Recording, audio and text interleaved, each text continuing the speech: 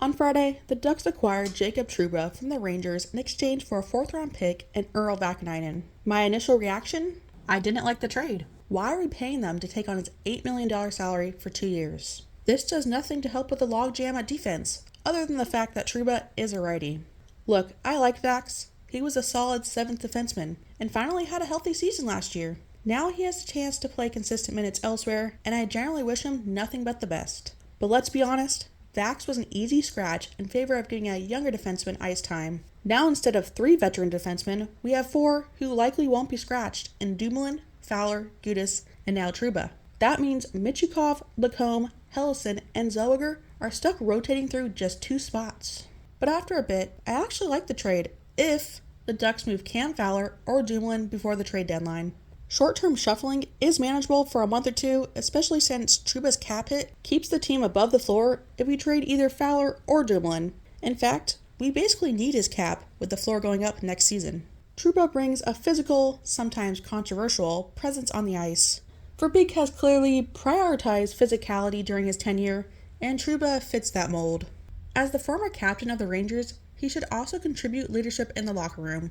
I don't think Trouba makes the Ducks significantly worse, and maybe even a bit better. The Ducks already struggled defensively, he'll just be a part of that now, but the team has sorely lacked any physicality, and Trouba will help address that. Let's be real, the Ducks have been one of the easiest teams to play against for years. They struggle defensively down low and in the crease, and most of the defensemen are young and undersized for those battles. Trouba excels in those areas, and if used correctly, he can maximize his strengths as a physical, puck-moving defenseman. I'm not expecting him to transform the team, but I do expect the Ducks to be tougher to play against, which they desperately need. There's also a chance that a fresh start revitalizes Trouba after the drama with the Rangers. If he can rebound and provide solid top 4 minutes, this trade makes sense. If not, he's blocking a young defenseman, and I hate it. At least we finally got a player who chose to be in Anaheim. Trouba waived his no-movement clause to come here. Really though, he chose Anaheim for his wife. She is supposed to finish her residence soon, and UCI is a great place to start her career. Not to mention, she already has an in, as the Ducks owners donate a lot to that hospital.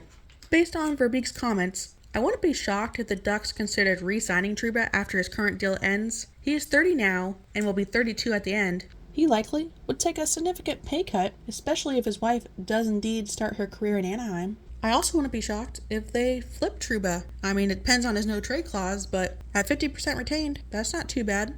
Off the ice, Trouba is known for being a family-first kind of person. On the ice, however, his physicality has often put him in a spotlight for controversial hits. He's the type of player who polarizes opinions, respected by teammates, but often disliked by opponents. The high character label varies within the hockey community, but there's no denying his leadership qualities. He wouldn't have been named Rangers captain otherwise.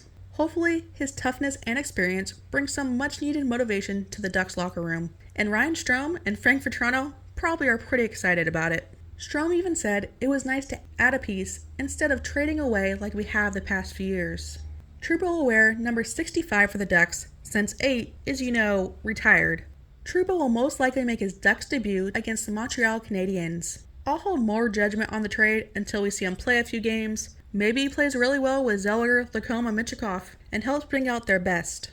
In a way, Verbeek finally got that top 4 defenseman he's been looking for since the offseason. Granted, Trouba isn't really a top 4 defenseman anymore, but on the Ducks roster, he probably will be. Sorry this video is so late. I've been pretty busy with Women in Sports Weekend and some family matters. Thank you to everyone who stopped and said hi. It was amazing to meet so many of you. Honestly, the whole event is still kind of surreal to me, so thank you so much.